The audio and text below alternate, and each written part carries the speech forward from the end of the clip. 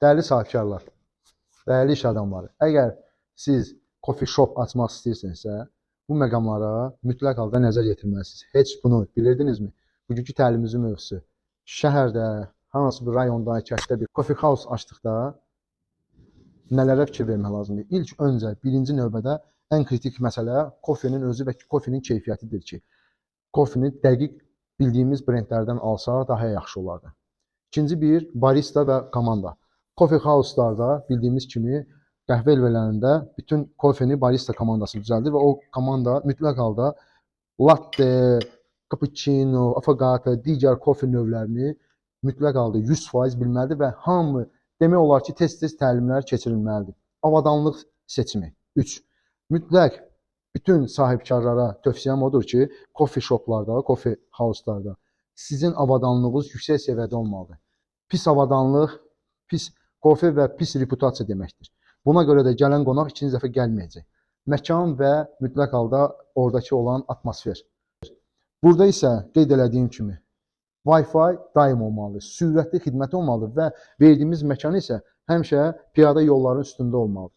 İmkan da varsa əgər parkinqdə olsa, o da əla olardı ki, daha bir üstünlük verilərdi. Gələcəkdə coffee house-ların 5-ci növü də odur ki, menyu planlaşdırılması. Sezona uyğun olaraq mövsümü içkilər və yaxud snəklər, kruasanlar, maffinlər, dəniş pəstirlər və yaxud hər hansı bir içki yeməkləri düzgün halda mövsümə uyğun olaraq qonaqlara təqdim edilməlidir. 6-cı isə xidmət səviyyəmizdir ki, qeyd elədiyim kimi sürətli xidmət olmalıdır, gülərüzlü və loyalitini saxlamaq üçün imkan daxilində və bu mütləqdir. Yenə də qeyd eləmək istəyirəm. İşçilərimiz gələn qonaqları adları ilə qarşılasın və adları ilə də yola salsın. 7-ci, lokasiya və yerləşmə. Mütləq halda piyada keçirilən yerlərdə olsa daha yaxşı olardı.